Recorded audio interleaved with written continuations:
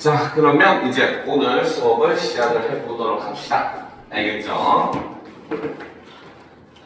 자, 이제 여러분들 다들 기말고사가 이제 한 2주 정도밖에 안 남았죠? 그지? 다들 기말고사 준비는 잘 돼가고 있습니까? 하고 있습니까?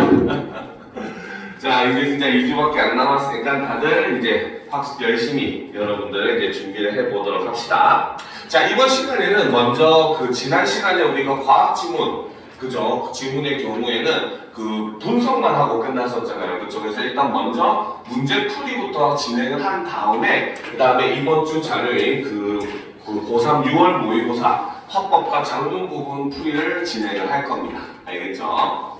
자, 그래서 이 부분 우리가 같이 한번 볼 거고 아마 다음 주에는 독서 지문 풀이를 하게 될 거예요. 그래서 문학 같은 경우는 일단은 조금 보를 해놓은 상황이고 여러분들 학교에서 혹시 문학에 대해서 좀 선생님한테 여쭤본 다음에 나오는지 안 나오는지 확정이 되면은 이제 같이 수업을 할 것이고 안 나오면은 뺄 것이고 이렇게 할 예정이거든요. 그래서 다음 주에 여러분들 가능하면 선생님한테 한번 여쭤봐 주세요. 알겠죠? 그래서 문학 부분은 어떻게 될 것이고 원래 처음에 선생님이 여러분들 학교 선생님이 얘기해서 하셨을 때 중간 때 문학이 나오고 기말 때는 독서만 나온다고 초창기에 얘기했었잖아요. 그래서 그런 부분도 감안을 해서 우리가 한번 여쭤보고 결정을 하도록 합시다. 그래서 일단은 독서까지는 무조건 진행. 알겠죠? 그리고 문학은 상황 봐서라고 보시면 될 것 같습니다.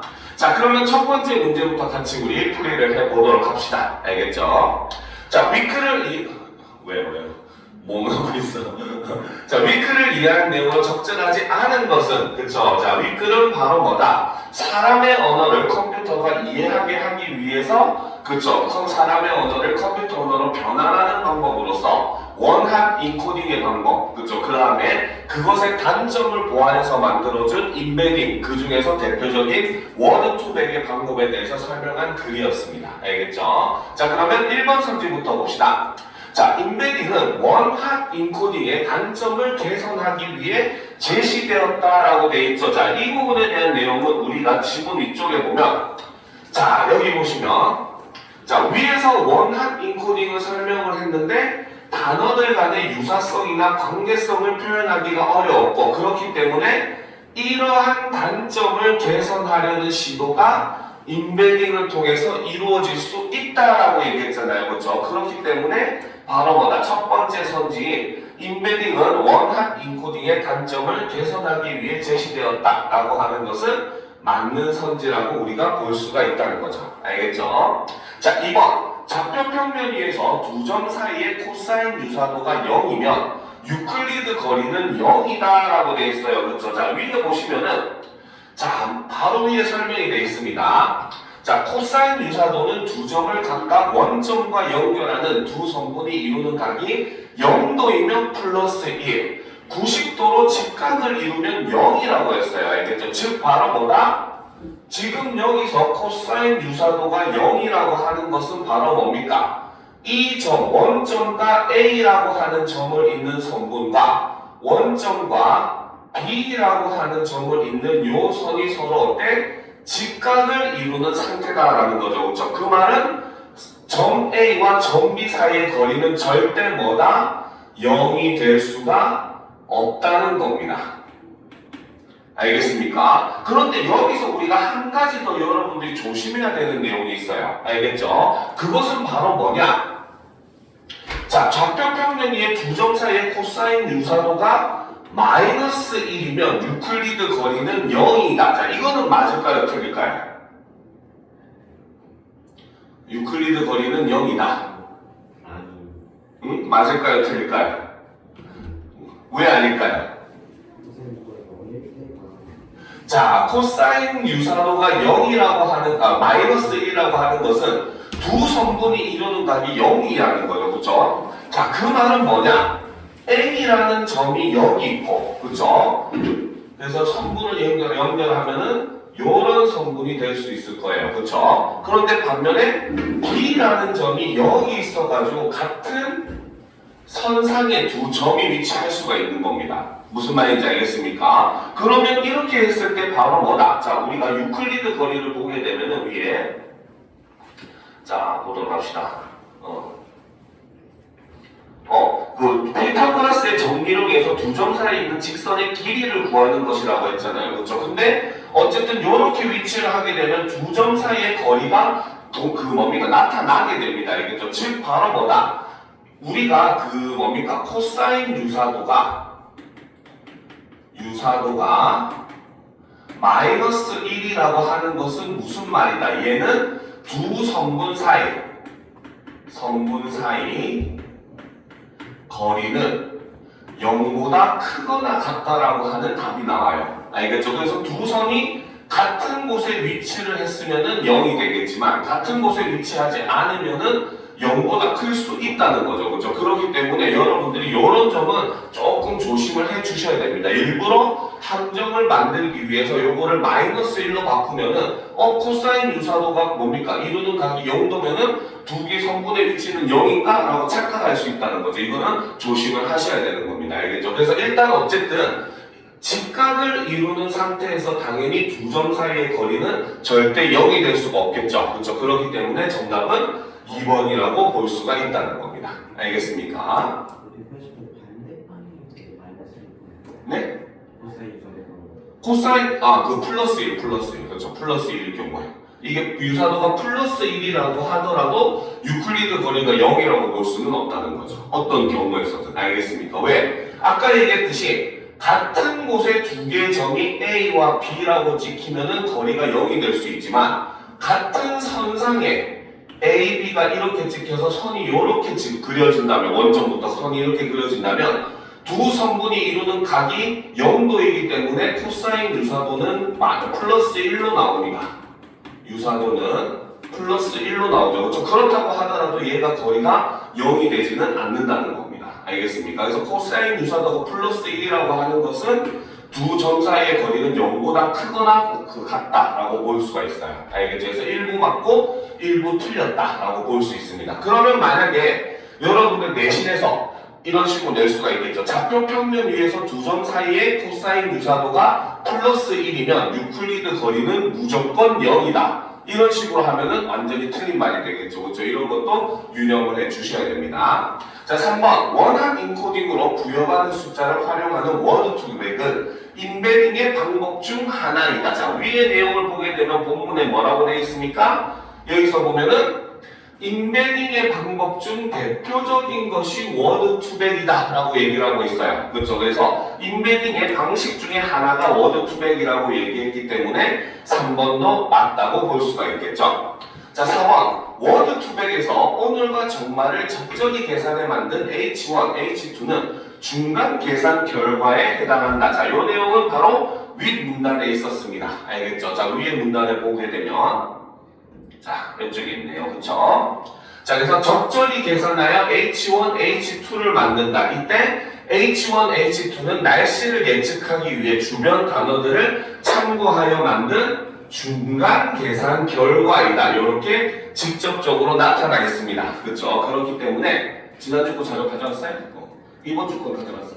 그렇죠? 자, 그렇기 때문에 당연히 4번도 우리가 맞다고 볼 수가 있더라는 거죠. 그렇죠? 자, 5번. 유사한 문장에서 자주 등장하는 단어들이 좌표 평면 위에서 가깝게 나타나면 유사한 의미나 관계가 있는 것으로 이해할 수 있다. 즉 바로 뭐다? 자, 좌표 평면 사이에서 점 사이의 거리가 가까우면은 그것이 무엇을 나타낸다. 저 위의 내용을 보시게 되면 자, 봅시다. 자, 여기서 보면 자, 이렇게 표현된 단어들은 2차원의 좌표 평면 위에 점으로 그려질 수 있는데 유사한 문장에서 자주 등장하는 단어들은 좌표 평면 위에서 가깝게 나타난다는 거죠. 즉, 각각의 단어에 해당하는 점들이 가까우면 가까울수록 유사한 의미나 관계가 깊은 것으로 이해를 할 수 있다라고 본문에 나와 있었습니다. 그렇죠? 그렇기 때문에 5번도 맞다고 볼 수가 있겠죠. 그렇죠? 그래서 정답은 아까 얘기했듯이 2번이 되는 겁니다. 알겠습니까? 자, 그러면 이제 두 번째, 12번 문제로 넘어가 보도록 합시다. 자, 지난주 자료들 다 가지고 왔죠? 자, 보도록 합시다. 12번. 기역, 니은에 대한 이해로 적절하지 않은 것은 이라는 거죠. 자, 여기서 우리가 기역에 해당하는 게 바로 뭐다? 원핫 인코딩이죠. 그리고 니은에 해당하는 게 바로 인베딩. 이렇게 되어 있습니다. 그렇죠? 여러분들이 실제로 문제 풀 때도 이런 것 정도가 뭔지를 이렇게 적어두면은 왜? 문제는 일부러 여러분들이 헷갈리기 위해서 기역, 니은으로 섞어서 쓰는 거거든요. 그렇기 때문에 여러분들이 위에다가 이렇게만 써놔도 나중에 기역이 뭔지, 니은이 뭔지가 바로 즉각적으로 보이기 때문에 좀 더 헷갈려요. 근데 실제로 학생들이 뭐 이 정도도 못 기억하겠어? 이 정도도 못 구분하겠어? 하고 통밥으로 풀다가는 갑자기 머릿속에서 헷갈리는 순간이 옵니다. 두 개가 뒤죽박죽 섞여버려요. 알겠죠? 그러니까 가능하면은 조금이라도 적어두시는 게 여러분들 문제 풀 때 덜 헷갈리는 방법 중에 하나입니다. 자, 그럼 첫 번째 봅시다. 기역은 원핫 인코딩은 1과 0만을 사용하여 단어를 표현한다. 그쵸? 원핫 인코딩은 그 뭡니까? 1, 0, 0, 0 그쵸? 0, 1, 0, 0 이런 식으로 1과 0만을 이용해가지고 그쵸? 색인값의 1을 나머지에는 0을 부여해서 표현하는 것이 원핫 인코딩이라고 했었죠. 그쵸? 그렇기 때문에 1번은 맞다고 볼 수가 있겠죠. 자, 2번 인베딩은 단어를 표현하는데 모든 실수를 사용할 수 있다. 미스테이크 아니겠죠, 그쵸? 자, 여기 보시면은 인베딩은 뭐라고 되어 있습니까? 이때 인베딩은 1과 0뿐만이 아니라 모든 실수를 사용할 수 있다라고 분명히 본문에 나와 있었습니다. 알겠죠? 자, 그렇기 때문에 당연히 2번도 맞다고 볼 수가 있겠죠. 그쵸? 자, 니은은 차원을 높여, 즉 인베딩은 차원을 높여 원핫 인코딩의 단점을 해결할 수 있는 방법이다. 자, 이것도 지문에 나와 있습니다. 지문에 보시게 되면 바로 뭐다? 이러한 단점을 개선하려는 시도가 인베딩을 통해 이루어질 수 있다. 인베딩은 단어를 XY의 2차원 좌표와 같이 원핫 인코딩에 비해 상대적으로 낮은 차원으로 표현을 한대요. 그죠? 그럼 차원을 높인 겁니까? 낮춘 겁니까? 오히려? 그렇지, 낮춘 거라고 봐야 되겠죠. 그렇죠? 그렇기 때문에 12번의 답은 3번이 된다. 올바르게 바꾸면 바로 뭐다? 니은은 차원을 어떻게? 낮춰. 저 기역의 단점을 해결할 수 있는 방법이다. 이렇게 표현해야 맞는 설명이 된다는 거죠. 알겠습니까? 자, 4번. 기역과 니은에는 원핫 인코딩과 인베딩에는 대상이 되는 텍스트를 단어 집합으로 만드는 방법이 쓰인다. 그쵸? 기본적으로 원핫 인코딩은 단어 집합을 그쵸? 만들게 되고 그리고 그 대표적인 인베딩의 대표적인 방법 중에 워드 투백은 바로 뭐다? 원핫 인코딩의 코드를 사용한다고 했어요. 알겠죠? 그렇기 때문에 단어 집합을 만든다고 볼 수 있다는 거죠. 자, 기역과 니은, 인베딩과 원핫 인코딩은 컴퓨터가 사람의 언어를 이해할 수 있도록 표현하는 방법이다. 이거는 제일 첫 번째 문장에 있었습니다. 그렇죠? 그래서 컴퓨터는 사람의 말을 그대로 이해할 수가 없기 때문에 컴퓨터가 이해할 수 있는 말로 사람의 말을 바꿔줘야 된다라고 얘기했고 그의 방법으로 설명한 게 원핫 인코딩과 인베딩이었다는 거죠. 그렇죠? 그렇기 때문에 정답은 3번이 됩니다. 그렇죠? 자, 그 다음 보도록 합시다. 가의 목적으로 가장 적절한 것은 이라는 거죠. 그렇죠? 자, 바로 뭡니까? 자, 바로 H1, H2 중간 계산 결과값을 만드는 이유. 자, 뭡니까? H1, H2를 만드는 것을 설명한 것이 무엇 때문에? H2는 어떤 방법을 쓰기 위해서? 바로 인베딩 중에 워드 투백이라고 하는 방식을 하기 위한 결과입니다. 알겠죠? 그러면 우리는 이거를 연어처럼 거슬러 올라가 봐야 돼요. 알겠죠? 워드 투백을 쓰는 이유가 바로 뭐 때문에? 무엇 때문에 워드 투백의 방법을 쓴다고 했었어요? 바로 원핫 인코딩의 그쵸? 인코딩의 단점을 보완하기 위해서 사용을 한 것이고 그러면 이때 핫 인코딩의 단점은 바로 뭐였다? 단어들 사이의 유사성이다. 관계성을 표현할 수가 없었기 때문이다라는 게 바로 워드 투백을 쓰는 가장 궁극적인 목적이 된다고 볼 수 있겠죠. 그렇죠? 그러면 이렇게 보면 단어 그 문제의 답은 오직 하나밖에 없습니다. 알겠습니까? 바로 뭐? 3번이 된다는 거죠. 이렇게 좌표로 표현하는 이유가 바로 뭐다? 좌표들 사이에서 점과 점 사이의 거리를 나타냄으로써 그 단어들 사이에 뭐다? 유사도라든지 관계성을 시각적으로 표현하는 것이 바로 우리가 원한 인코딩에서 좌표를 만드는 원한 인코딩입니다. 인베딩에서 그리고 그 중에 워드 투백에서 좌표를 만드는 이유라고 했잖아요. 그렇죠? 그렇기 때문에 핵심은 바로 뭐다? 3번 유사성이나 관계성을 표현하기 위해서라는 거죠. 알겠습니까? 자, 그러면 14번 문제로 한번 넘어가 보도록 합시다. 그죠? 자, 윗글을 바탕으로 보기를 이해한 내용으로 적절하지 않은 것은 이라고 되어 있어요. 그렇죠? 자, 다음은 A를 사용하여 학습한 컴퓨터의 자료이다. 다음과 같이 대상 텍스트로 단어 집합을 만들고 이웃 단어의 범위는 한 문장 내로 한정한다고 가정하자. 자, 여기서 이웃 단어의 범위는 한 문장 안에서 내로 한정을 한다는 겁니다. 알겠습니까? 자, 그러면 이제 우리가 처음부터 한번 살펴보도록 합시다. 알겠죠?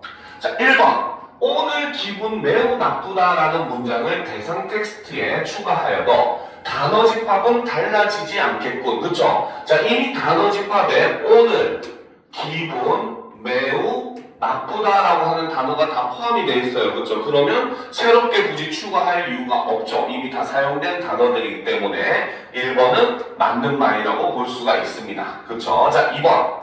단어 집합의 크기가 7이므로, 그렇죠? 단어 집합이 몇 개? 하나, 둘, 셋, 넷, 다섯, 여섯, 7개의 지금 집합을 이루고 있죠. 그러니까 단어 집합의 크기가 7이기 때문에 이렇게 7자리, 7차원의 숫자를 부여할 수 있다. 이것도 역시 맞다고 했습니다. 그렇죠? 세기값의 1을 나머지의 0을 부여한다고 했었어요. 자, 3번. 이웃한 단어의 범위를 1로 고려한다면 오늘의 이웃한 단어는 기분, 날씨, 정말, 매우 좋다, 나쁘다가 될 수 있겠군. 자, 이웃한 단어의 범위가 1이라고 하는 것은 바로 뭐다? 우리 사람식으로 얘기하면 뭡니까? 범위가 한 어절까지 뭡니까? 인정을 해준다는 거거든요. 그러면 자, 우리가 오늘을 기준으로 앞뒤로 한 칸을 가능하다는 겁니다. 알겠어요? 그런데 오늘의 경우는 모든 문제에서 제일 앞에 나왔었기 때문에 왼쪽에는 범위가 존재하지 않죠. 그렇죠? 그러면 뭐다? 오른쪽에 해당하는 요 한 칸만이 바로 뭐다? 범위 1에 해당하는 단어들이라고 볼 수가 있어요. 그러면 여기에는 뭐다? 기분과 날씨 2개만 해당한다라고 우리가 봐야 된다는 거죠. 범위를 1로 설정했기 때문에 2로 설정하면 어디까지? 오늘 기분 정말 매우 날씨 이렇게까지 우리가 2로 설정하면 여기까지 보는 거고 3으로 설정해야 좋다 나쁘다까지 포함이 되는 겁니다. 그래서 지금 여기에서 얘기했던 기분 날씨 정말 매우 좋다 나쁘다가 전부 다 포함이 되려면은 단어의 범위를 뭘로? 3으로 고려를 해야 되는 거죠. 알겠습니까? 이해가 되죠? 그쵸? 혹은 1로 고려한다면 어디까지? 기분 날씨만 냅두고 나머지를 지우든지 둘 중에 하나를 고쳐줘야 된다는 겁니다. 무슨 말인지 알겠습니까? 자, 그렇기 때문에 정답은 몇 번? 3번이 된다는 거죠. 그렇죠? 자, 그 다음 4번을 보도록 합시다. 좋다의 H1, H2는 그렇죠? H1과 H2의 계산을 통해 이웃한 단어의 원한 인코딩 값이 나올 확률이 높아지도록 조정되겠군. 그쵸? 지금 여기서 보면 자, 윗 지문에 보면은 그쵸? 자, 여기 있죠? H1, H2를 적절히 계산해서 만든 다음에 이것의 각 성분을 또 다른 방식으로 계산을 하면 오늘과 정말이 나올 확률이 높아지도록 학습을 한다라고 했어요. 알겠습니까? 그렇기 때문에 이것은 조정이 가능한 내용이고 그렇기 때문에 이 부분도 맞다고 볼 수가 있다는 겁니다. 알겠죠? 자, 5번. 날씨에 이어지는 단어를 고려할 때 좌표평면 위에서 정말과 매우의 거리는 정말과 나쁘다의 거리보다 가깝게 나타나겠군. 그쵸? 왜? 정말과 매우 같은 경우는 지금 같은 위치에 위치하고 있다고 볼 수가 있겠죠. 그렇죠? 그런데 바로 뭐다? 뭡니까?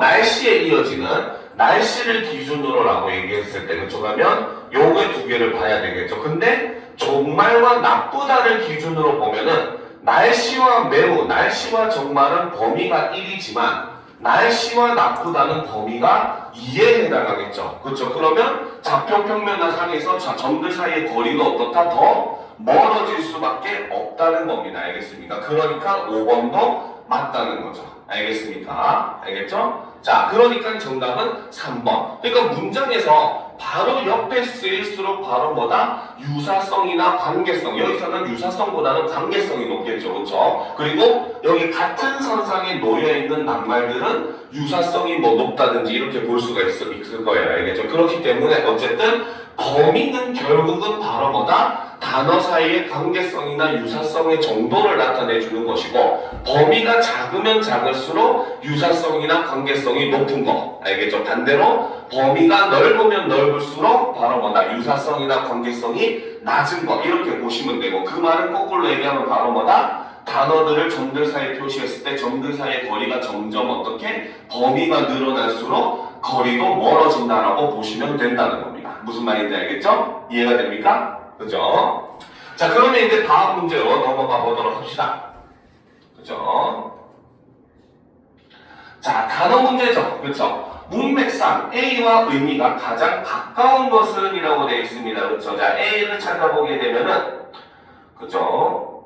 보시면, 여기 있네요. 자, 오늘과 정말이 나올 확률이 높아지도록 학습한다라는 거죠. 자, 그러면 여기서 A가 가지는 나오다라고 하는 의미는 바로 뭐다?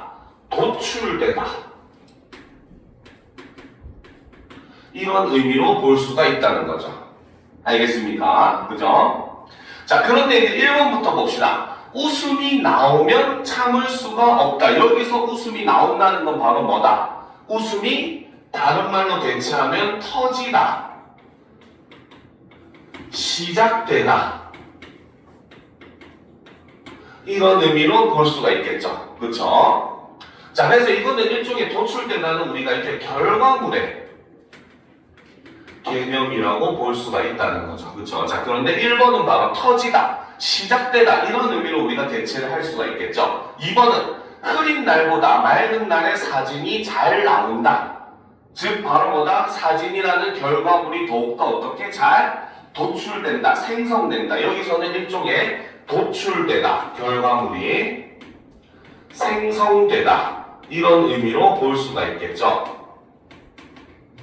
자, 3번. 이 상품은 시장에 나온 후. 여기서는 시장에 나왔다는 것은 무슨 의미다?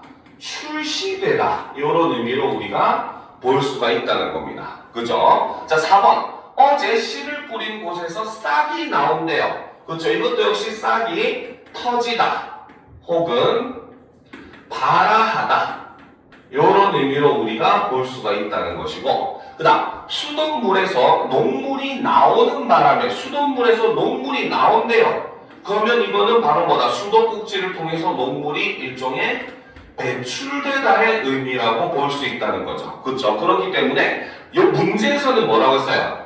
가장이라고 했습니다. 가장이라고 하는 거는 여러분이 좀 조심하셔야 되는 단어입니다. 알겠습니까? 왜? 실제로 이게 정답이라고 했을 때 그죠? 만약에 어떤 답이 1번, 2번, 3번, 4번, 5번 이렇게 위치하면 우리는 당연히 1번을 답이라고 선택을 할 거예요. 그렇죠? 그런데 반대로 정답이 여기 있는데 1번이 여기 있고 2번, 3번, 4번, 5번이 여기 있으면은 그래도 그나마 가까운 얘가 답이 되는 거예요. 알겠습니까? 그래서 가장이라고 나오는 문제들이 생각보다 어려운 이유가 바로 거기입니다. 유사성이 좀 떨어질 수도 있어요. 알겠죠? 자, 그렇기 때문에 그나마 가장 가까운 의미로 봤을 때는 결과물과 관련되어 있는 이 2번이 가장 문맥적으로 가깝다고 볼 수 있다는 거죠. 알겠습니까? 그렇죠. 그래서 정답은 바로 2번이 된다라고 볼 수 있습니다. 자, 여기까지가 우리가 수능 특강 독서를 정리한 내용이었고, 자, 이번에는 이제 이번 6월 평가원 모의고사 합법과 작문 부분을 같이 분석을 해보도록 하겠습니다. 알겠죠? 준비됐습니까? 이번 주 자료 펼치도록 합시다. 자, 그러면 처음부터 봅시다. 이거는 학생의 발표 내용이죠. 그쵸? 자, 보도록 합시다. 자, 안녕하세요. 지난 민속박물관 체험학습에서 본 옛 물건 중에 무엇이 기억나나요? 이런 싸가지 없는 건, 그쵸? 자, 보도록 합시다. 왜? 지금 여기서 보면 지금까지 우리가 발표문이나 강연문을 봤을 때는 항상 첫인사를 하고 뭘 했었습니까?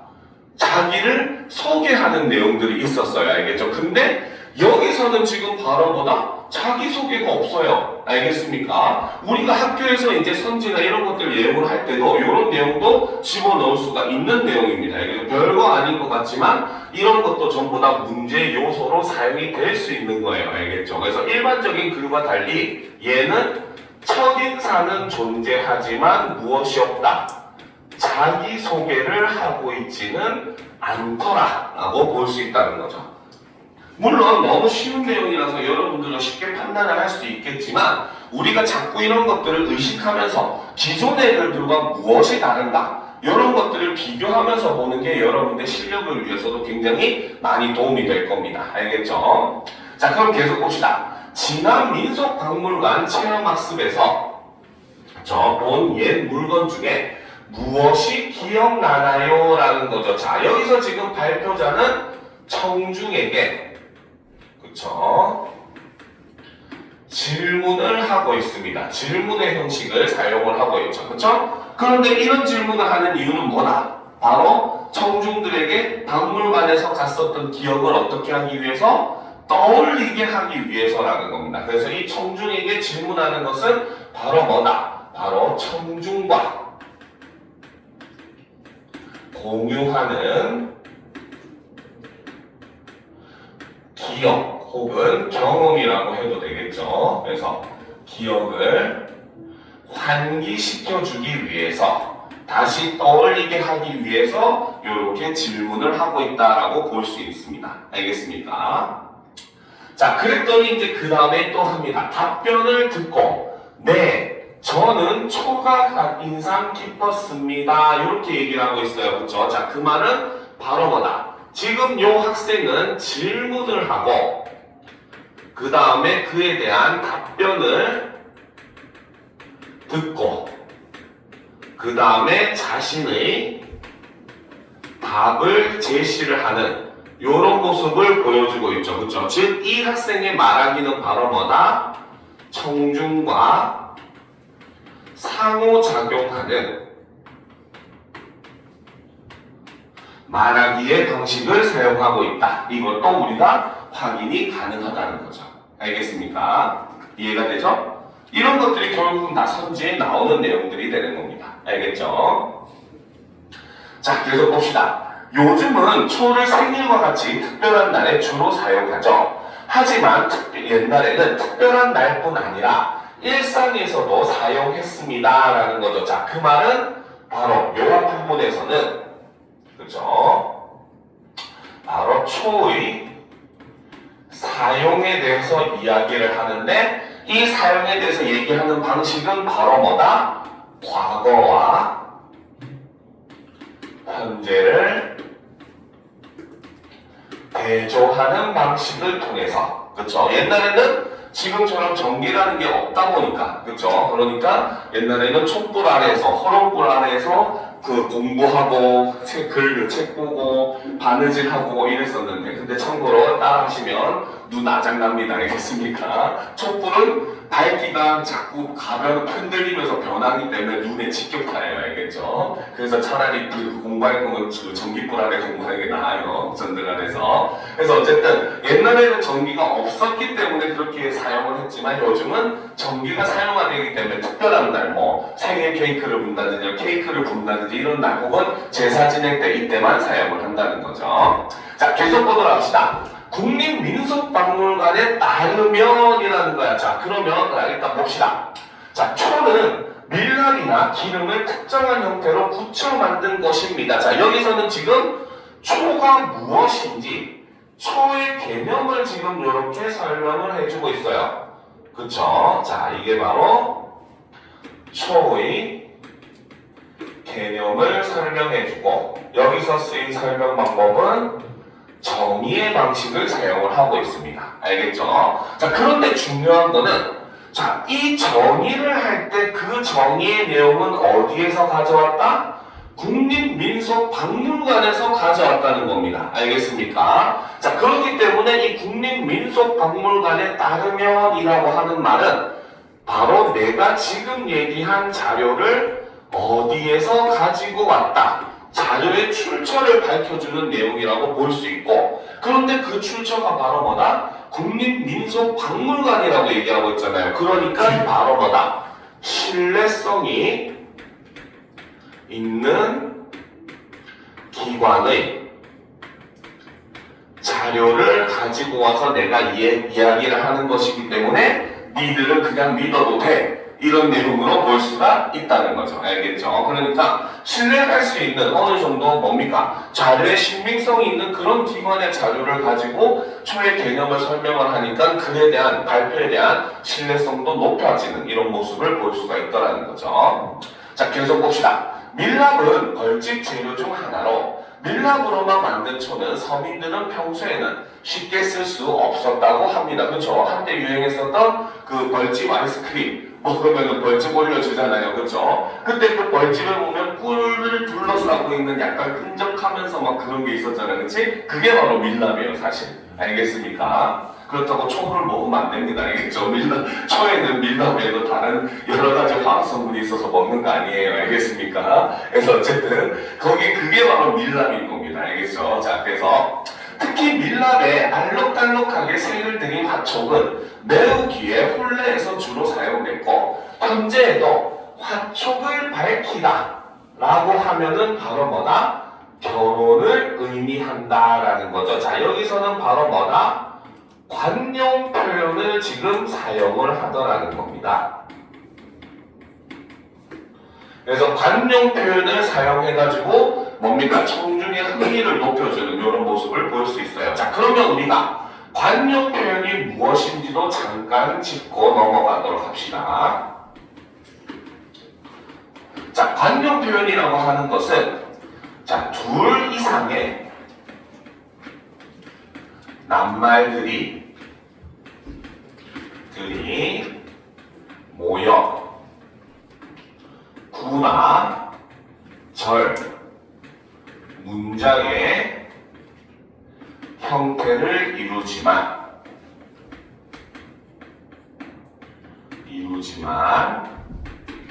낱말들 본래 의미를 잃고 마치 원래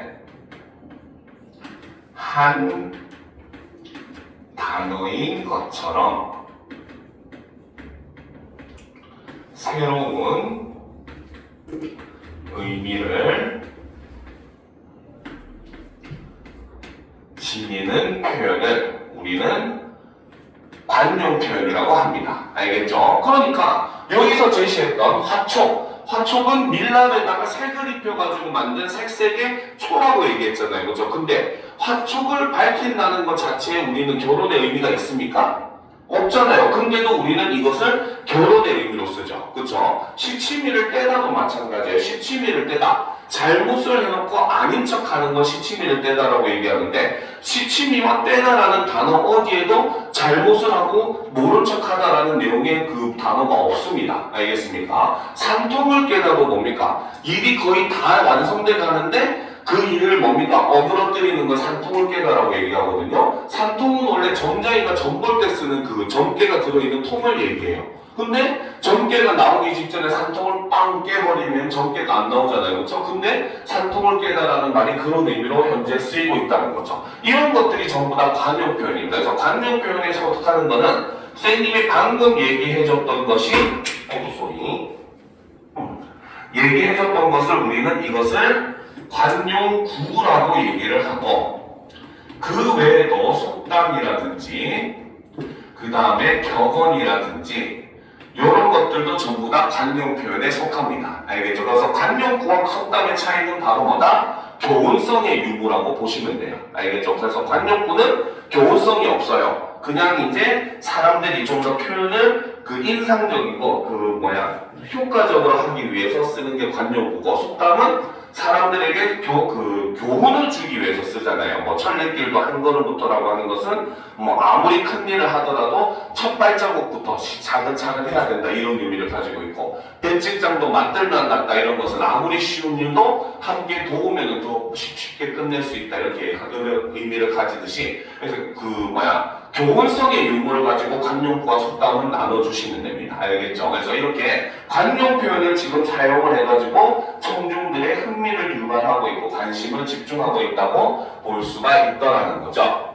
자, 그러면 이제 다음 문단으로, 자, 마지막 문장. 자, 이제부터는 초와 관련된 전통기구를 소개하겠습니다. 그래서 여기까지는 초에 대해서 설명을 했고, 지금부터는 초와 관련된 전통기구를 설명을 한다는 거죠. 자, 기획 자료를 한번 보도록 합시다. 이것은 초가 쉽게 쓰러지지 않도록 초를 꽂아 사용하는 촛대입니다. 촛대 중에는 이렇게 뒤쪽에 금속판이 달려있는 것이 있었는데요. 이 금속판을 부르리라고 합니다. 자, 여기 있는 요 금속판이 바로 무엇이다? 여기에서 설명하는 바로 불후리라는 거죠. 그렇죠? 요거를 설명을 하고 있는 거죠. 그죠? 자, 여기서 질문. 부르리는 어떤 기능을 할까요? 부르리가 촛불의 뒤에 있는 것에 주목해 보세요. 답변을 듣고. 맞습니다. 부르리는 불빛을 반사해 주변을 더 밝게 비추는 기능을 했습니다. 라는 거죠. 자, 여기서 보면은, 자, 이 발표자는 지금 청중들에게 질문을 하고 있죠. 그쵸? 그리고 그 중간에 부르리가 촛불의 뒤에 있는 것에 주목해 보세요 라고 하면서 바로 뭐다? 청중들이 문제를 그래도 좀 쉽게 풀 수 있는 일종의 힌트를 제공한다. 그쵸? 바로 질문의 답을 유도하기 위한 일종의 단서를 이렇게 제공해주고 있는 이런 모습을 볼 수가 있다는 거죠. 알겠습니까? 자, 그리고 나서는 답변을 듣고 맞습니다 이러고 있죠. 그쵸? 자, 그래서 이 부분에서는 바로 뭐다? 자, 이 말한 발표자는 청중에게 질문을 하는 방식을 통해 가지고 청중의 흥미와 관심을 집중시켜주는 이런 모습을 볼 수가 있더라는 거죠. 알겠습니까? 그죠? 아무리 선물 안 주는 퀴즈라고 해도 맞추면 기분 좋잖아요. 그지? 자, 그렇기 때문에 이렇게 질문을 하는 방식을 통해 가지고, 그죠? 청중의 관심을 유발하는 이런 모습을 볼 수 있습니다. 자, 그래서 이제 또 얘기를 합니다. 자, 그렇으니까 완벽하게 이제 다시 답을 하죠. 부르리는 바로 무슨 기능? 불빛을 반사해서 주변을 더 밝게 비추는 기능을 한 것이 바로 부르리라는 거죠. 이것이 바로 불후리의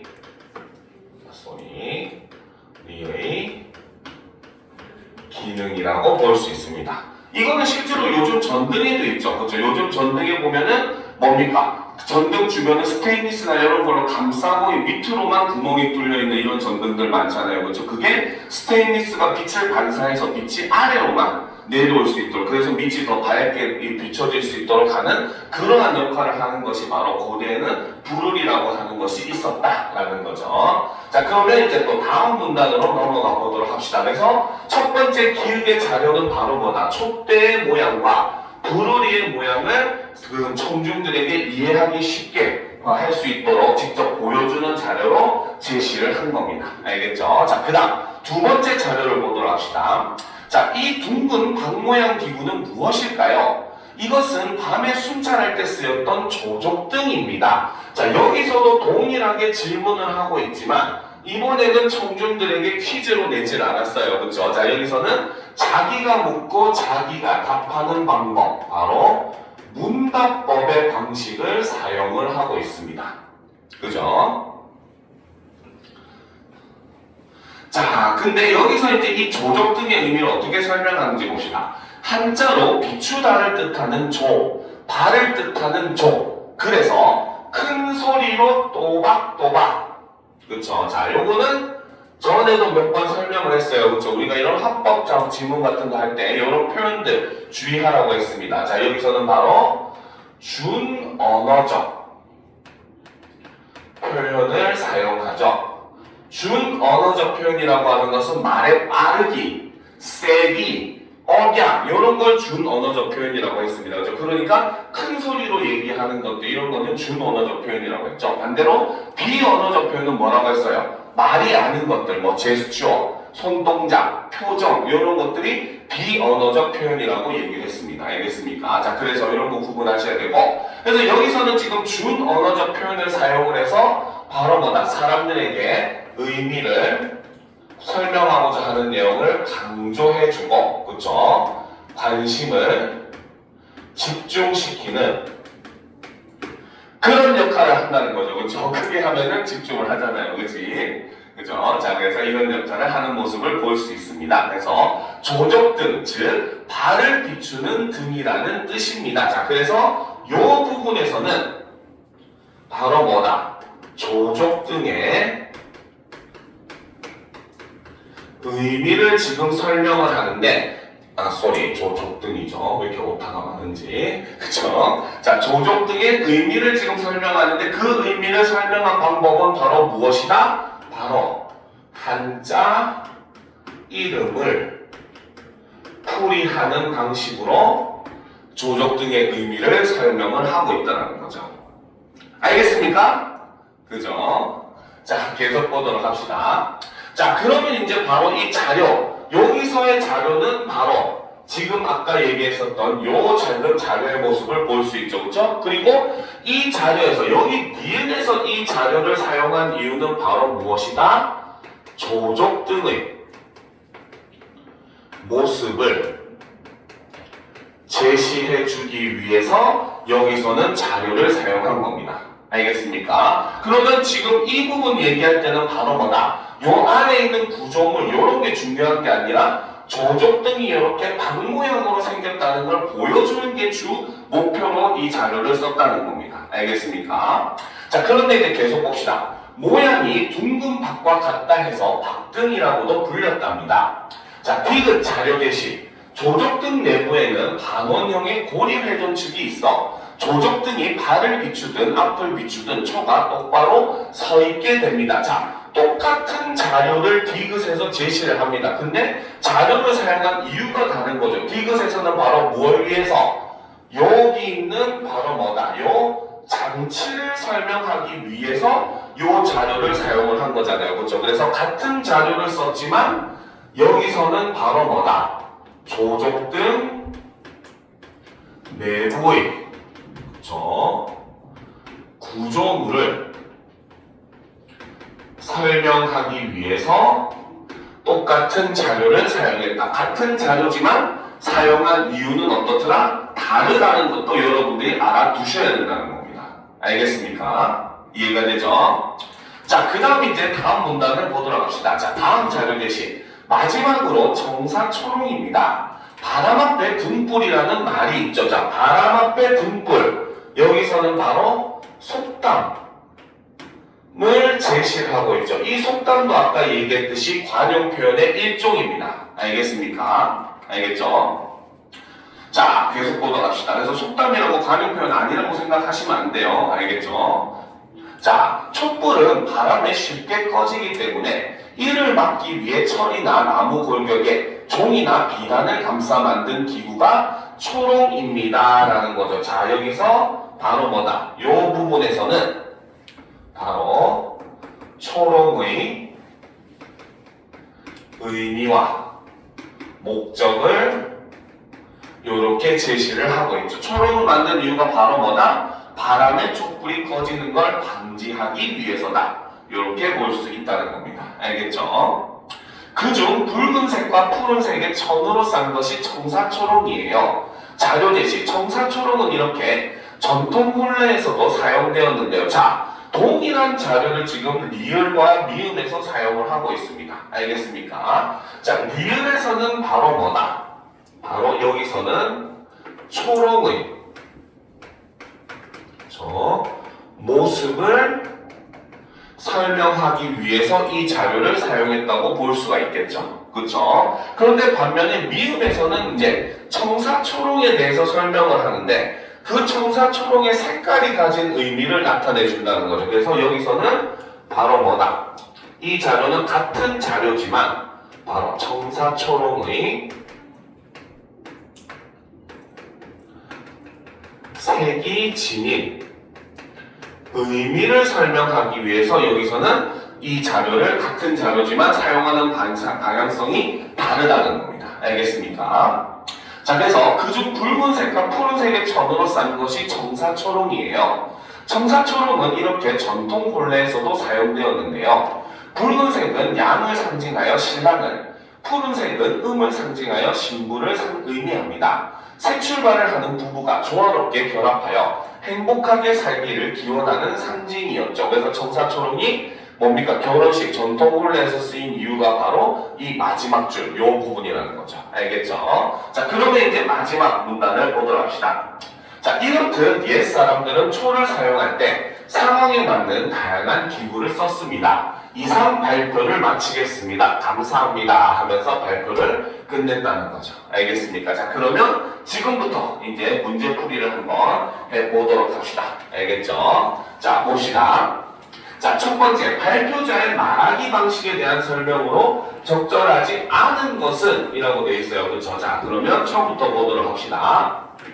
자, 1번, 청중의 이해를 돕기 위해 관용 표현을 활용하였다. 자, 여기서 사용된 관용 표현이 바로 뭐가 있었다? 바로 화촉을 밝히다. 그리고 또 있었죠. 바로 바람 앞에 등불. 이런 관용 표현들을 사용을 하고 있는 모습을 볼 수가 있었죠. 그렇죠? 그렇기 때문에 1번도 맞다고 볼 수가 있습니다. 알겠습니까? 자, 그 다음 2번. 청중의 답변에 도움을 주기 위해서 단서를 제공하였다. 바로 어떤 단서? 바로 불후리의 위치에 주목해 보세요 라고 얘기를 했었죠. 그렇죠? 이런 단서를 제공을 하고 있었기 때문에 2번도 맞다고 볼 수가 있었죠. 자, 3번. 발표 내용의 신뢰성을 높이기 위해 관련기관의 설명을 활용하였다. 바로 이때 사용된 관련기관이 바로 뭐가 있었다? 국립민속박물관에 따르면이라고 얘기를 했었죠. 그렇죠? 그렇기 때문에 관련기관의 설명을 활용했다고 한 것도 역시 맞다고 볼 수가 있습니다. 알겠죠? 자, 그 다음 4번. 발표 내용을 분명하게 전달하기 위해서 준언어적 표현을 활용하였다. 바로 준언어적 표현 어떤 게 있었어요? 큰 소리로 또박또박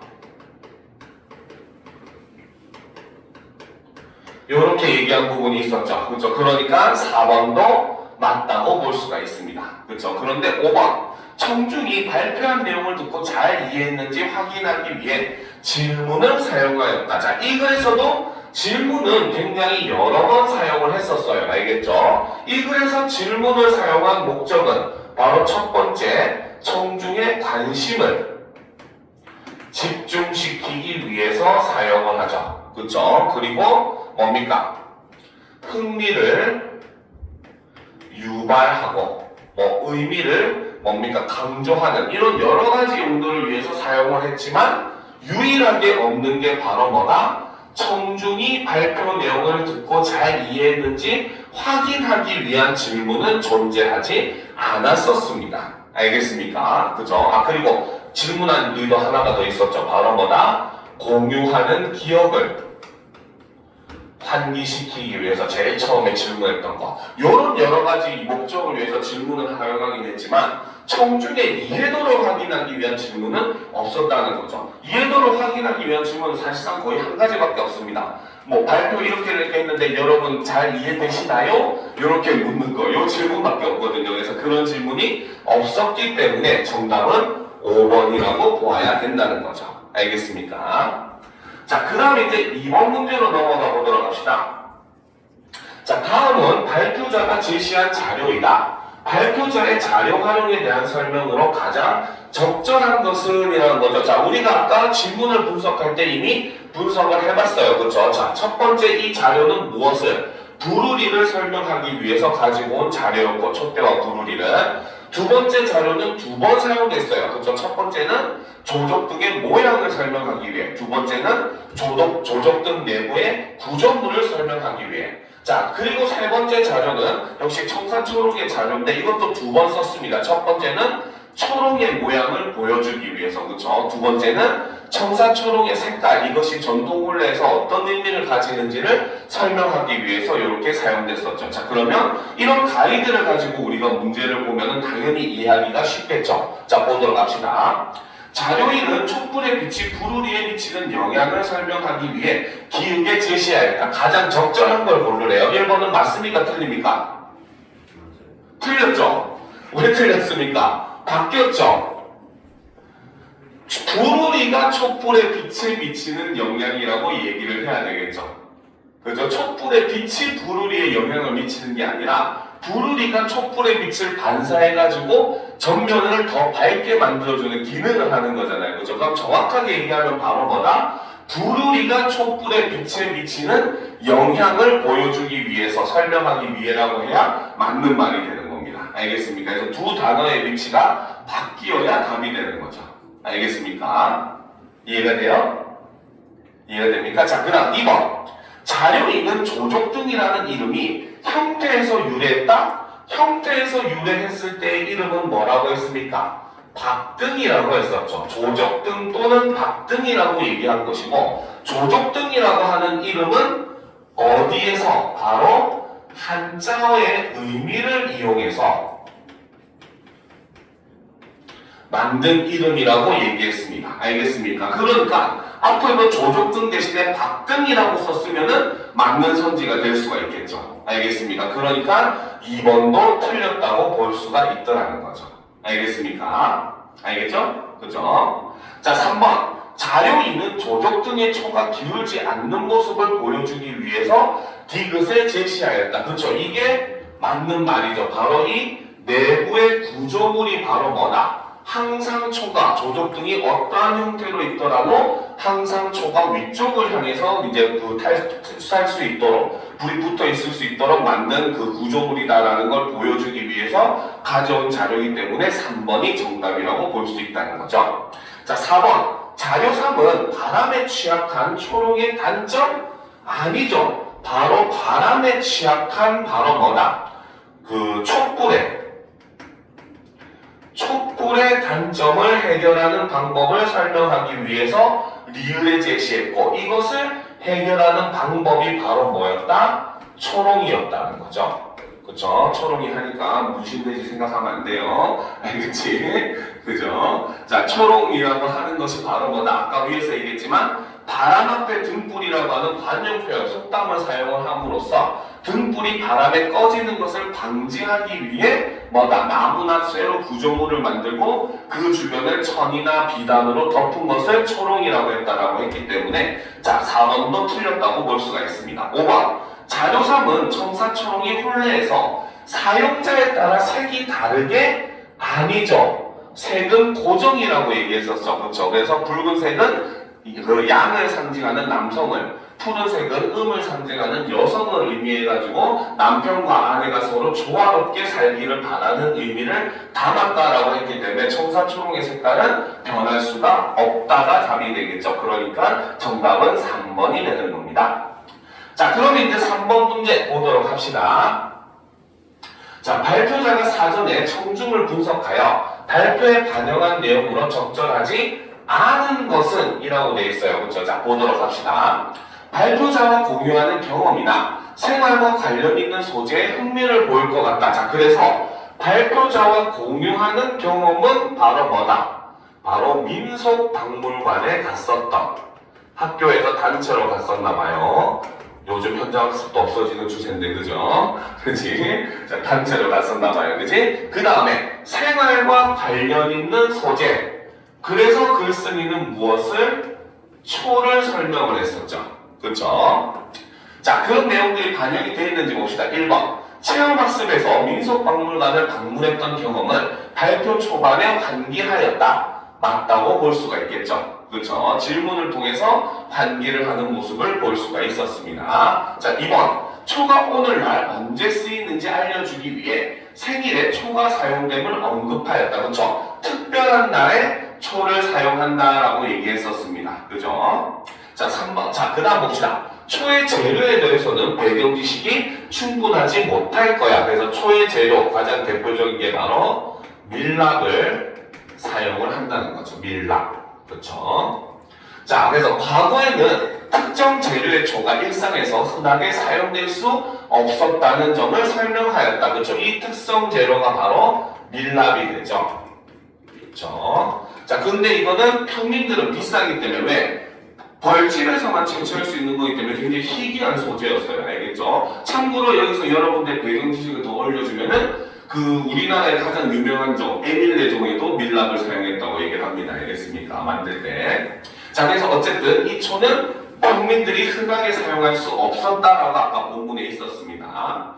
자, 그 다음 봅시다. 민속박물관을 견학했으니 옛 물건이 쓰이던 상황에 관심이 있을 것 같다. 그래서 특정 상황에서 쓰이던 청사초롱의 상징적 의미에 대해 설명하였다. 바로 이 특정 상황은 바로 전통 혼례였죠.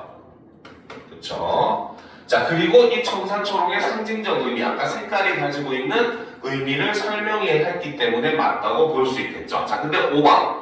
초롱이 쓰이는 상황이 과거와 현재가 어떻게 다른지 알려주기 위해서 일화를 제시했다. 일단 일화조차도 제시가 되지 않았었고, 그 다음 과거와 현재가 어떻게 다른지에 대한 내용도 존재하지 않았습니다. 그냥 과거 전통 혼례에서 많이 썼다만 얘기했지 현재에 관련된 내용은 하지 않았어요. 근데 솔직히 얘기하면은 요즘도 전통 혼례에서 청사초롱을 쓰기는 합니다. 알겠죠? 근데 물론 일종의 전통 혼례식을 위한 소품 정도로 지급을 하지만 옛날에는 실제로 전통 혼례가 끝나도 여자의 방 앞에 청사초롱을 달아놓고 했었거든요. 알겠죠? 근데 옛날과는 좀 다르긴 한데 어쨌든 이런 상황 자체나 일화 자체가 지금 현재 제시가 되지 않았기 때문에 정답은 5번이라고 할 수 있다는 거죠. 알겠습니까? 자, 그 다음 이제 화법과 작문, 복합 지문 보도록 합시다. 자, 근데 시간상 일단 요 첫 번째 지문만 분석하고 쉬는 시간을 갖도록 합시다. 알겠죠? 자, 그러면 이제 첫 번째 그 학생 3명의 대화를 우리가 먼저 한번 살펴보도록 합시다. 자, 지난 시간에는 녹지공원 조성 아이디어 공모전에 참여하기로 결정했지라는 거죠. 자, 요 부분. 지난 시간에는부터 결정했지까지. 자, 요 얘기를 한다는 건 바로 뭐다? 우리가 바로 지난 회의 시간에 했던 얘기가 이거다라고 사람들한테 어떻게 알려주는 효과를 가지고 있다고 볼 수가 있겠죠. 그렇죠? 그렇기 때문에 요 부분에서는 바로 뭐다? 바로 자, 질문의 형식을 사용을 하고 있지만 이 질문의 형식을 통해서 바로 뭐다? 지난 대화의 내용을 환기시키는, 떠올리게 만드는 이러한 역할을 하는 질문이다라고 볼 수 있더라는 거죠. 알겠습니까? 왜 이렇게 다들 지난 기억에 집착들을 하시는지, 그치? 그죠? 자, 보도록 합시다. 자, 그러고는 얘기합니다. 오늘은 아이디어를 구상해보자라는 거죠. 그러면서 이번에는 오늘 대화에서 우리가 해야 되는 방향성, 그쵸? 바로 자, 오늘 대화의 주제 혹은 목적을 이렇게 제시해주는 이런 모습도 우리가 살펴볼 수 있더라는 거죠. 알겠습니까? 자, 그래서 봅시다. 자, 그러니까 학생 2가 얘기합니다. 그렇죠? 이 대 3명 중에 2가 제일 똑똑한가 봐요. 알겠습니까? 자, 봅시다. 자, 나는 사람이 관리하지 않고 자연 상태 그대로 두는 의도적 방치를 아이디어로 준비해 왔어 라는 거죠. 내가 봤을 때 딴 놈들은 생각 안 했어요. 그치? 자, 이 의도적 방치가 바로 뭐다? 학생 2의 제안이 된다는 거죠. 그죠? 자, 봅시다. 생태 특강에서 들었던 건데 공원의 일부를 의도적으로 돌보지 않는 구역으로 만드는 거야. 자, 여기서 지금 제시된 거는 공원의 일부를 의도적으로 돌보지 않는 구역으로 만드는 것이다. 이것이 바로 뭐다? 의도적 방치의 개념을 이렇게 제시를 하고 있죠. 그런데 중요한 거는 이것보다는 그 다른 내용이 더 중요해요. 뭐가 중요하냐? 지금 이 학생은 의도적 방치의 개념을 설명하는데 그 개념을 어떠한 방식으로 바로 생태 특강에서 들었다라고 얘기를 하고 있죠. 바로 자신의 배경 지식을 활용하는 방식을 사용해서 바로 뭐다? 핵심 개념을 소개를 해주고 있다라고 볼 수 있다는 거죠. 알겠습니까? 자, 그러니까 이 연결 관계가 참 중요한 거예요. 알겠죠, 여러분들? 그래서 지금 이 학생이는 자신이 제안한 의도적 방치라고 하는 개념을 설명하기 위해 자신의 배경 지식을 활용하고 있다. 이런 선지에 충분히 가능하다는 겁니다. 알겠습니까? 자, 계속 보도록 합시다. 자, 그러니까 학생 3이 물어봅니다. 의도적 방치가 가능한 거야? 자, 가능한 거야 라고 하는 것은 무슨 의도로 묻는다? 바로 의도적 방치의 실현 가능성을 묻는 질문이라고 볼 수 있다는 거죠. 그쵸? 그 다음, 그렇게 하면 어떤 점이 좋은데, 자, 이거는 바로 뭐다? 의도적 방치의 장점에 대해서 질문을 하더라는 거죠. 알겠습니까? 그러니까 지금 이 학생 3이라고 하는 것은 바로 뭐다? 지금 학생 2가 제안했던 의도적 방치가 실현 가능한 거야 라고 묻는, 실현 가능성을 묻는다는 것은 결국은 뭐다? 처음에는 제대로 믿지 못하다는 거죠. 알겠습니까? 그러니까 바로 뭐다? 학생 2의 그쵸? 제안에 그쵸? 납득되지 제안이라고 해야 되겠죠. 제안이 납득되지 않아. 그쵸?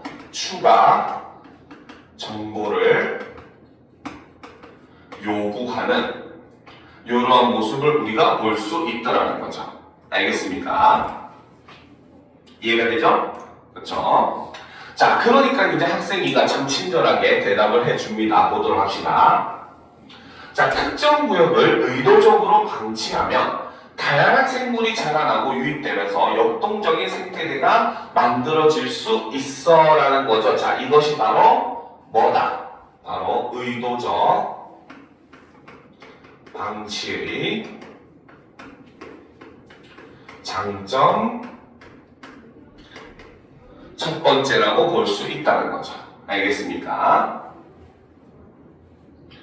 자, 그러니까 또 얘기합니다. 그쵸? 그렇구나. 혹시 다른 장점도 있으면 알려줘. 그쵸? 바로 지금 여기서는 또 추가 정보를 더 요구하고 있죠. 그쵸? 이런 핑거 프린세스 같은 이라고, 그치? 그죠? 지금 좀 조사 좀 해오죠. 자, 그러니까 지금 학생 3은 다시 또 추가 정보를 요구를 하고 있죠.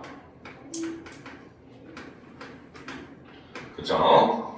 자, 그랬더니 또 친절하게 우리 학생 2는 얘기를 해줍니다. 잡초 제거 작업을 하지 않으니 녹지 공간 조성에 드는 비용이 줄어드는 효과가 있어. 그렇죠? 이것이 바로 의도적 방치의 장점 두 번째로 제시를 했다는 거죠. 알겠습니까? 자, 그러니까 학생 1도 얘기합니다. 아, 그래? 제초제를 뿌리지 않으면 화학물질로 인한 토양이나 수질 오염도 줄겠네 라는 거죠. 자, 이것은 바로 뭐다? 자, 의도적 방치의 장점 세 번째라고 볼 수가 있는데 이 장점은 바로 뭐다?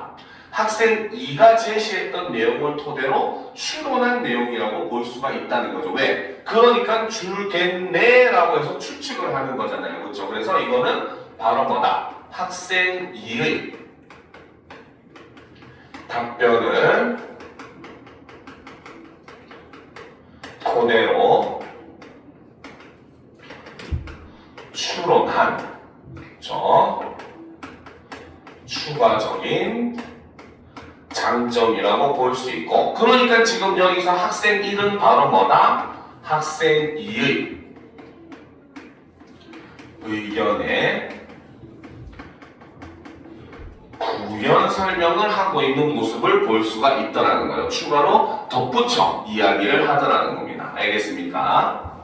자, 계속 봅시다. 그런데 의도적 방치 구역에서 생태계가 원래대로 돌아온 사례가 있어라는 거죠. 그렇죠? 그래서 여기서는 사례를 요구를 하는 거죠. 그렇죠? 학생 1이나 학생 3이나 둘 다 핑거프린 센스 확실히죠. 그렇죠? 정작 조사는 학생 2 혼자 다 했네요. 그치? 이 질문을 보면 대단한 친구들이지. 그치? 여러분들은 학생 1과 학생 3이 되면 안 됩니다. 알겠습니까? 자, 보도록 합시다. 자, 그러니까 학생 2가 얘기합니다. 땡땡시에서 세무세무 섬에 사람의 출입을 제한했더니 습지 생태계가 복원되고 철새들이 돌아왔대라는 거죠. 그래서 다른 시 사례를 이렇게 제시해주는 모습을 볼 수가 있더라는 거죠. 자, 생각해보니 다른 지자체에서 진행한 비슷한 사례를 들은 적이 있어. 자, 여기서는 바로 뭐다? 역시 학생 3은 자신의 배경 지식을 활용을 해서 어떻게? 여기서는 학생 2의 의견에 동의를 하는 이런 모습을 볼 수가 있더라는 거죠. 알겠습니까? 나도 언제 들은 적이 있었던 것 같아. 이 말은 네 말에 동의해. 이런 의미로 볼 수 있다는 거죠.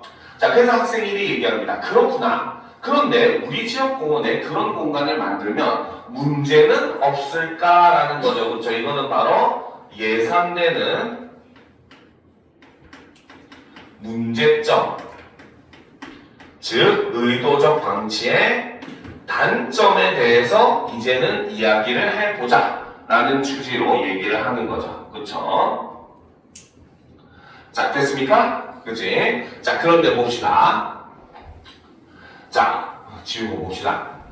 자, 봅시다. 어수선하고 지저분한 공간으로 보일 수 있지. 녹지공원 내 시민들이 여가를 즐길 수 있는 공간도 줄고. 그래서 단점 첫 번째는 바로 뭐다? 의도적으로 방치를 하다 보니까, 즉 문제점이죠. 방치를 하다 보니까 처음에는 굉장히 정돈되지 않은 모양으로 인해서 굉장히 어수선하고 지저분해 보일 수 있다는 거죠. 알겠습니까? 자, 그리고 두 번째는 녹지공원 내 일부 지역을 사람들의 출입을 방지하는 의도적 방치 공간으로 만들니까 당연히 거꾸로 얘기하면 사람이 쓸 수 있는 공간은 줄어든다고 볼 수 있다는 거죠. 그렇죠? 이것이 바로 단점, 문제점 두 번째라고 볼 수가 있다는 거죠. 알겠습니까? 자, 그랬더니 이제 학생 3이 얘기합니다. 그래도 이런 시도가 필요하다고 생각해. 지금 당장은 불편할 수 있지만 자연이 스스로 회복할 수 있도록 공원의 일부라도 자연에게 내어준다면 장기적으로 시민들에게도 도움이 될 거야 라는 거죠. 즉 바로 뭐다? 이거는 바로 의도적 방치의 일종의 가치를 이야기를 하는 것이고, 그렇죠? 중요한 건 이겁니다. 앞에서 얘기했던 단점은 해소될 수가 있다 없다?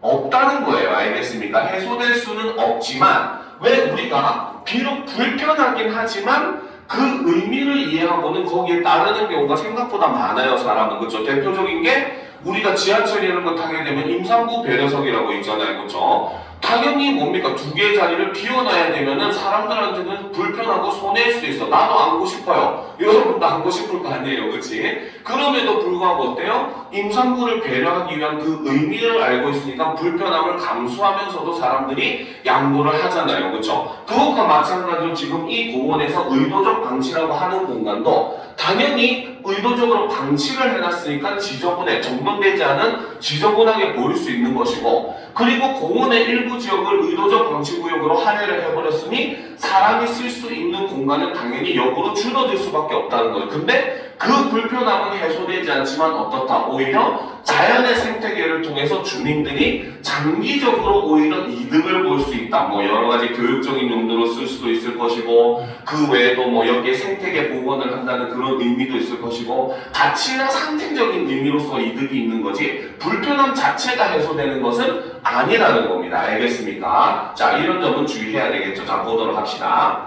자, 동의해. 그러면 공간을 방치만 하면 되는 거야. 자, 이렇게 질문한다는 건 바로 뭐다? 의도적 방치를 하기 위한 구체적 실행 방안을 질문을 하고 있죠. 그렇죠? 진짜 핑거 프린세스죠, 그렇지? 조사 하나도 안 했어요, 그렇지? 자, 봅시다. 자, 그러니까 학생이는 초반에는 사람이 최소한으로 개입해서 생태계가 정상적으로 돌아올 수 있는 조건을 만들어주는 것이 필요하대. 그래서 이제 첫 번째 방법은 바로 뭐다? 초반에는 사람이 최소한으로 개입을 해야 된다는 거죠. 그렇죠? 자, 그러면 그런 조건을 어떻게 만들 수 있어? 처음에는 대대로 우리 땅에서 자라온 토착식물을 심고, 여기다 1번을 하는 게 아니라 여기다 1번을 해야 되죠. 첫 번째는 바로 뭐다? 우리 땅에서 자라온 토착식물을 심는 게 첫 번째 개입 방법이라는 거죠. 그렇죠? 그리고 두 번째는 바로 뭐다? 사람의 출입을 제한을 하는 요 방식을 쓰는 것이 바로 두 번째 개입의 방법이라는 거죠. 그렇죠? 그래서 제한에 해당 구역을 보호하는 방법으로 그런 조건을 만들어 나가는 거래. 다시 말하면 토착식물을 심고 그 공간에 사람 출입을 제한하는 거네. 이 내용을 써서 공모전에 제안하자. 그렇죠? 지금까지 지네들은 제대로 된 말 한마디 안 해놓고 지금 이제부터 갑자기 학생 3이 이 내용을 정리를 하고 있죠. 자, 요 부분에서는 바로 뭐다? 그렇죠? 바로 학생 2가 설명했던 내용을, 그렇죠? 학생 2의 발언을 요약, 정리를 해서 일종의 재진술을 하는 이런 모습을 우리가 볼 수 있다는 거죠. 알겠습니까? 그래서 이 내용을 써서 공모전에 제안하자. 그래, 좋아. 그런데 이 공모 아이디어를 제안하려면 추가 자료가 필요할 것 같아. 내가 관련 전문가에게 인터뷰를 부탁해 볼게. 그래서 추가 자료를 조사하기 위해서 어떻게 전문가의 인터뷰를 하는 방식을 사용하고 있는 모습도 우리가 확인이 가능한 거죠. 그렇죠? 자, 고마워. 인터뷰 내용을 참고해서 우리 제안을 글로 써볼게 라는 겁니다. 알겠죠? 그래서 여기까지 학생들이 바로 의도적 방치라고 하는 것을 제안하기 위해서 나누었던 대화라고 볼 수 있습니다. 알겠습니까? 자, 지금부터 15분 정도 쉬어서 40분까지 이제 쉬는 시간 갖고 이어서 나가보도록 합시다. 알겠죠?